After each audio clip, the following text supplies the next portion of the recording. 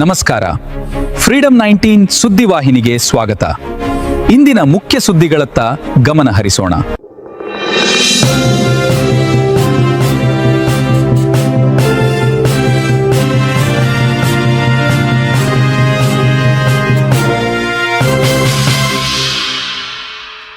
ನಮಸ್ಕಾರ, ನೀವು ನೋಡ್ತಾ ಇದ್ದೀರಾ ಫ್ರೀಡಂ 19 ನ್ಯೂಸ್ ಚಾನೆಲ್. ನಿಖರ ಮತ್ತು ಪರಿಶೀಲಿತ ನಿರಂತರ ಸುದ್ದಿಗಳನ್ನ ಜವಾಬ್ದಾರಿಯುತವಾಗಿ ತಲುಪಿಸುವಂತ ವಿಶ್ವಾಸಾರ್ಹ ಸುದ್ದಿ ವೇದಿಕೆ ಫ್ರೀಡಂ 19 ನ್ಯೂಸ್ ಚಾನೆಲ್ಗೆ ತಮಗೆಲ್ಲರಿಗೂ ಆತ್ಮೀಯವಾದಂತಹ ಸ್ವಾಗತ. ಬನ್ನಿ ಇವತ್ತಿನ ಸುದ್ದಿಗಳನ್ನ ನೋಡೋಣ.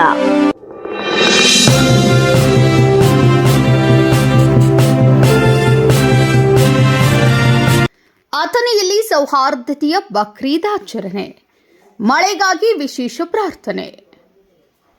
ಅಥಣಿಯಲ್ಲಿನ ಈದ್ಗಾ ಮೈದಾನದಲ್ಲಿ ಬಕ್ರೀದ್ ಹಬ್ಬವನ್ನು ಅತ್ಯಂತ ಸೌಹಾರ್ದತೆ ಮತ್ತು ವಿಜೃಂಭಣೆಯಿಂದ ಆಚರಿಸಲಾಯಿತು. ತಾಲೂಕಿನ ಮುಸ್ಲಿಂ ಬಾಂಧವರು ಒಟ್ಟಾಗಿ ಸೇರಿ ವಿಶೇಷ ಪ್ರಾರ್ಥನೆ ಸಲ್ಲಿಸಿದರು. ಈ ಸಂದರ್ಭದಲ್ಲಿ ಮಾತನಾಡಿದ ಮಾಜಿ ಶಾಸಕ ಶ್ರೀ ಶಹಜಾನ್ ಡೋಂಗರ್ಗಾಂವ್, ಬಕ್ರೀದ್ ತ್ಯಾಗ ಮತ್ತು ಬಲಿದಾನದ ಸಂಕೇತವಾಗಿದೆ. ದೇಶದಲ್ಲಿ ಹಿಂದೂ ಮುಸ್ಲಿಂ ಬಾಂಧವರು ಸೋದರತ್ವದಿಂದ ಬಾಳಬೇಕು ಎಂದು ಹಬ್ಬದ ಶುಭಾಶಯ ಕೋರಿದರು. ಇದೇ ವೇಳೆ ಮಳೆಯಿಲ್ಲದೆ ಕಂಗಾಲಾಗಿರುವ ರೈತರಿಗಾಗಿ ಶೀಘ್ರ ಮಳೆ ಬರಲಿ ಎಂದು ವಿಶೇಷ ದುವಾ ಮಾಡಿದರು.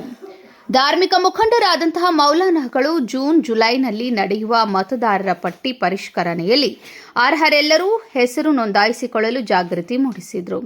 ಜೆಡಿಎಸ್ ಮುಖಂಡ ಇಮ್ತಿಯಾಜ್ ಹಿಪ್ಪರ್ಗಿ ಮಾತನಾಡಿ, ಯುವ ಜನತೆ ದುಶ್ಚಟಗಳಿಂದ ಮುಕ್ತರಾಗಲೆಂದು ಆಶಿಸಿದರು. ಕಾರ್ಯಕ್ರಮದಲ್ಲಿ ನೂರಾರು ಮುಸ್ಲಿಂ ಬಾಂಧವರು ಉಪಸ್ಥಿತರಿದ್ದರು. Mahesh Sharma, freedom 19 news, Athani. ಅಲ್ಲಾಹು ಅಕ್ಬರ್, ಅಲ್ಲಾಹು ಅಕ್ಬರ್, ಲಾ ಇಲಾಹ ಇಲ್ಲಲ್ಲಾಹು, ಅಲ್ಲಾಹು ಅಕ್ಬರ್, ಅಲ್ಲಾಹು ಅಕ್ಬರ್, ವಲಿಲ್ಲಾಹಿಲ್ ಹಮ್ದ್. ಇವತ್ತು ಇಡೀ ಜಗತ್ತಿನಾದ್ಯಂತ ಏನು ಒಂದು ಬಕ್ರೀದ್ ಹಬ್ಬ ಅಂದರೆ ಇದು ವಿವಾಹ ಆಚರಣೆ ಮಾಡ್ತಾ ಇದ್ದೀವಿ. ಈ ನಿಮಿತ್ತ ಕನ್ನಡ ನಾಡಿನ ವಿಶೇಷವಾಗಿ ಅಥಣಿ ತಾಲೂಕಿನ ಸಮಸ್ತ ಜನತೆಗೆ ಶುಭಾಶಯಗಳು. ಇದು ತ್ಯಾಗ ಮತ್ತು ಬಲಿದಾನದ ಒಂದು ಹಬ್ಬ. ನಮ್ಮ ಪ್ರವಾದಿ ಇಬ್ರಾಹಿಂ ಅಲೈಹಿಸ್ಸಲಾಂ ಅವರು ಆ ದೇವರ ಆದೇಶದಂತೆ ತಮ್ಮ ಅತ್ಯಂತ ಪ್ರೀತಿಯ ವಸ್ತುಗಳನ್ನು ತ್ಯಾಗ ಮಾಡುವ ಸಲುವಾಗಿ ಆದೇಶ ಮಾಡಿದಾಗ ಅದನ್ನು ಪಾಲನೆ ಮಾಡಿರುವಂಥದ್ದು ಅದೇ ಮುಂದುವರೆದು ಬಂದು ಇದು ಬಕ್ರೀದ್ ಹಬ್ಬ ಇವತ್ತಿನವರೆಗೆ ನಡೆದಿದೆ.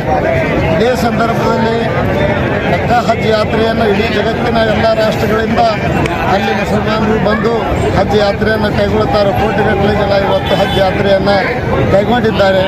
ಅವರ ಎಲ್ಲ ವಿಧಿವಿಧಾನಗಳು ಅಂದರೆ ಎಲ್ಲ ಅರ್ಕಾನ್ಗಳು ವಿಧಿವಿಧಾನಗಳು ದೇವರು ಪೂರ್ಣಗೊಳಿಸಲಿ.